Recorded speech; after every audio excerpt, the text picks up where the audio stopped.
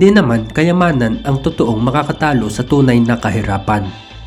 Ito ay napagtatagumpayan lamang yung mga di nawawalan ng pag-asang lumaban.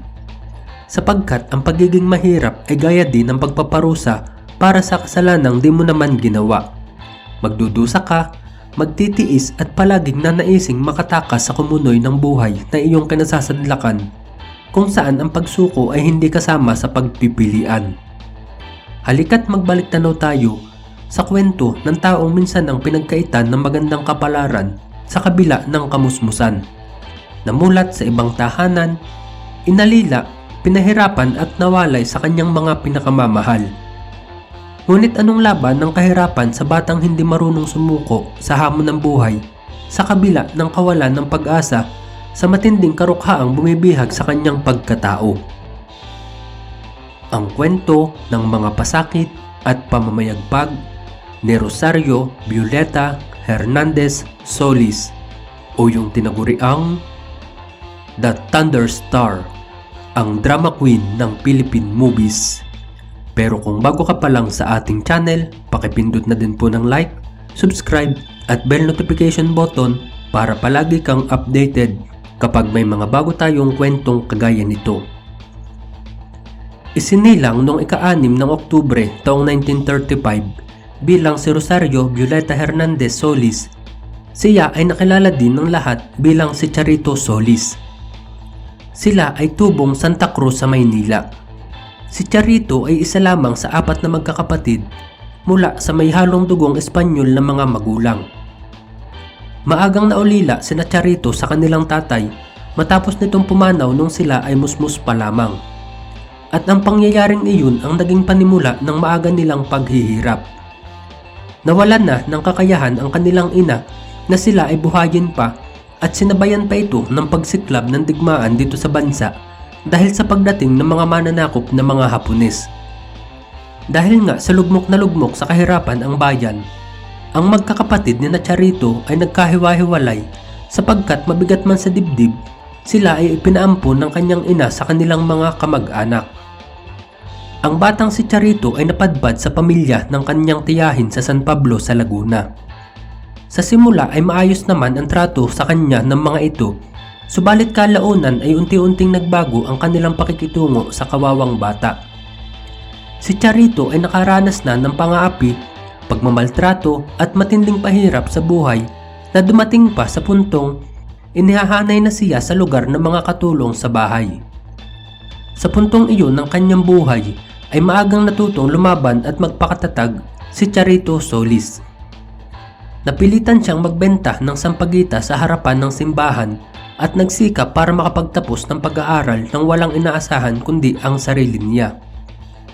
Lumaki siyang mataray, matapang at palaban kaya't hindi siya basta-basta napapagsamantalahan kahit ng mga kalalakihan. Sa paglipas pa ng panahon ay muli silang nagkasama-samang magkakapatid at nagpatuloy siya sa kanyang pag-aaral sa University of the East. Sa kanyang pagdadalaga noong kanyang debut, 18 taong gulang na, ay kapansin-pansin na ang napakagandang kutis at kinis ni Charito Solis, palibhas ay may lahingang Espanyol. Samantala na mga panahon din na yun ay masiglang-masigla na ang show business dito sa bansa. Ang kanyang tiyuhin na isa ring direktor ang nakadiskubre sa noon ay 19 anyos na si Charito Solis, sapagkat sila ay naghahanap ng mga bagong talento para sa kanilang ginagawang bagong pelikula. Si Charito ay dinala at ipinakilala ng kanyang tiyuhin kay Doña Narcisa de Leon na siyang may-ari ng LBN Pictures. Ngunit kagandahan lang talaga at kasungitan ang meron si Charito na mga panahon na yun. Niwala siyang kalam-alam o karanasan man lang sa harapan ng kamera at lalong-lalo na sa pag-arte. Pero sa kakatuwang pangyayari, sa kabila ng kanyang mga kakulangan na ito, ay siya pa rin ang hinirang bilang pangunahing karakter sa pelikulang ginagawa. Isa lamang siya sa iilan na nagkaroon ng pangunahing ganap kaagad sa unang pelikulang ginawa nila sa kasaysayan ng pelikula at telebisyon dito sa bansa. Ito ang kanyang unang pelikula na pinamagatang Niña Bonita noong taong 1955. Ang shooting ng nasabing pelikula ay ginanap sa Universidad ng Pilipinas kung saan dahil nga sa walang kalam-alam ang dalaga sa pag-arte sa harap ng kamera, ay sinukuha na siya ng lahat sa set dahil umabot na ng higit sa 20 shot, ang kanilang ginagawa ay hindi pa rin makuha-kuha ang tamang pag-arte. Kaya tinulugan na lang siya ng mga crew sa tagal bago matapos. Maging ang tiyuhin niya na nag-recruit sa kanya ay tila nagsisi sa ginawang pagkuha sa kanyang pamangkin. Pero pasalamat na lang ang lahat, lalo na kay Doña Sisang na siyang may-ari ng LBN, sapagkat siya lang ang nagtiyaga kay Charito Solis na ipagpatuloy ang proyekto at hindi niya inalis ang dalaga sa pagiging pangunahing karakter. At ang unang pagganap nga na yun ang naging panimula ng mahabang pamamayagpag ng isang Charito Solis sa kasaysayan ng pinilakang tabing. Naging matagumpay naman ang Niña Bonita, dahilan para bigyan muli siya ng ikalawang sunod na pelikulang pinagbibidahan. At ito nga ay ang pelikulang pinamagatang Charito, I Love You noong sumunod na taong 1956, kung saan nagkaroon na siya dito ng kapareha sa katauhan ni Leroy Salvador. Muli, ang tagumpay ng pelikula ay naglalarawan ng kagandahan, natatanging pagganap at kapuri-puring ipinamalas ni Charito Solis na ayon pa sa kanya ay ginagawa niyang inspirasyon ang mga pagpapahirap at pagtitiis na pinagdaanan niya nung kanyang kabataan na nakatulong ng malaki kung bakit natuto siyang umarte sa harapan ng kamera. Sa patuloy na pagsikat ng aktres ay napahanay na rin siya sa mga sikat na artista noong mga panahon na yun, gaya na lang ni Gloria Romero, Fernando Poe Jr., Dolphy, Pancho Magalona, Nida Blanca at kung sino-sino pa. At kung si Nora Honor ang tinagurang superstar at si Vilma Santos naman bilang star for all season, ay inangkay naman ni Charito Solis ang titulong The Thunderstar at Drama Queen of Philippine Movies, sapagkat sa kanyang pamamayagpag ay pawang tumatabo sa takilya ang bawat pelikula niyang ginagawa na kalimitan nga ay may genre ng drama. Ang ilan pa sa kanyang mga natatanging pagganap na umantig sa damdamin ng napakaraming manunood ay ang mga pelikulang Malbarosa at Kisap Mata noong 1958, kung saan nakuha niya ang kanyang kauna-unahan at ikalawang PAMAS Best Actress Award sa magkasunod na taon, dahil nung sumunod na taon nga 1959 para sa kanyang pelikulang Kundi Man ang Lahi. Ganon din ang El Filibusterismo, Emily noong taong 1960, dahil sa Isang Bulaklak noong 1967, Ina, Kapatid, Anak noong taong 1979 at napakarami pang iba hanggang sa dulo ng kanyang karera. Samantala, sa pagpasok ng dekada 60, sa kabila ng putok na pangalan ni Charito Solis, ay nabalot din siya ng pinakamalaking kontrobersya sa kanyang buhay. Ito ay matapos magkaroon ng urban legend na patungkol sa kanya, sapagkat noong mga panahon na yun, ang mayor ng Maynila na si Mayor Arsenio Lacson ay nakilala din bilang chick boy o kilabot ng mga kababaihan. Napabalitang isa lang si Charito Solis sa mga naging karelasyon nito.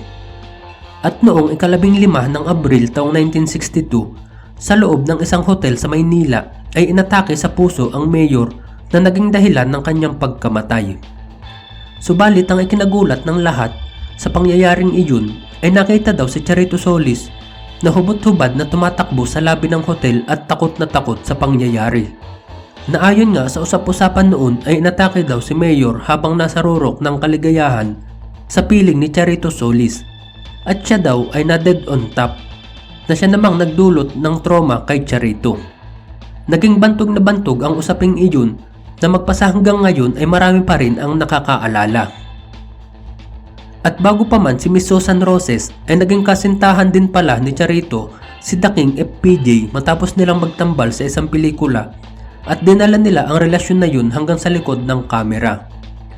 Tumagal din ng higit 3 taon ang kanilang naging ugnayan nito at kung bakit nagkalawbuan ay walang nakakaalam.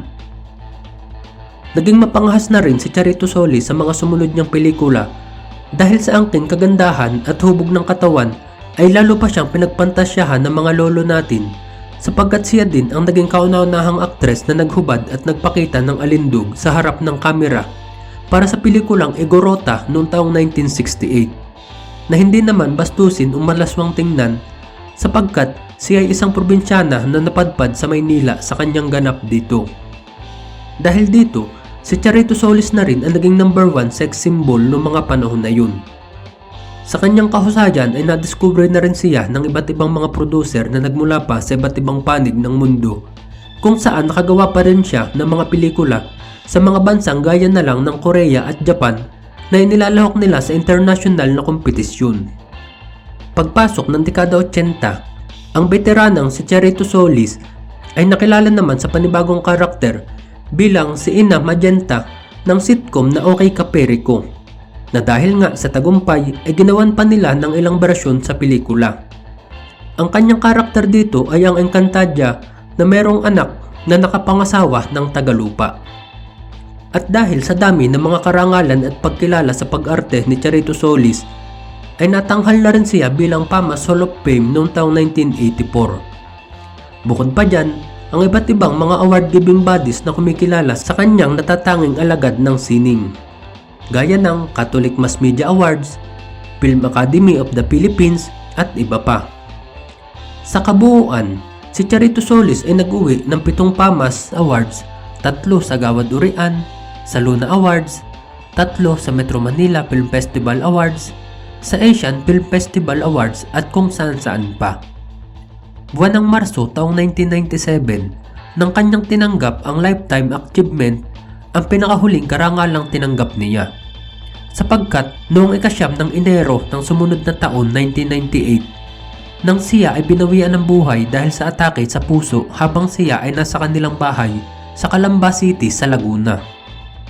Si Rosario Violeta Hernandez Solis, o yung mas nakilala ng lahat bilang si Charito Solis, na nabansagang The Thunderstar at Drama Queen of Philippine Movies, ay nakagawa ng higit 100 mga pelikula at palabas sa telebisyon, kaagapay ng di mabilang na mga karangalang nakamit. Siya ay pumanaw sa edad na 62 taong gulang. Ang kanyang mga labi ay nakahimlay sa Manila Memorial Park sa Parañaque City. Hindi naman kayamanan ang siyang totoong makakatalo sa tunay na kahirapan. Ito ay napagtatagumpayan lamang yung mga di nawawala ng pag-asang lumaban, sapagkat ang pagiging mahirap ay gaya din ng pagpaparusa para sa kasalanang di mo naman ginagawa. Ikaw kaibigan, pinipili mo din bang magdusa, magtiis at palaging nanaising makatakas sa kumunoy ng buhay na iyong kinakasadlakan? Ang pagsuko ba ang siyang pangunahin mong pinagpipilian? Maraming salamat sa iyong pakikinig kaibigan. Hanggang sa muli, paalam!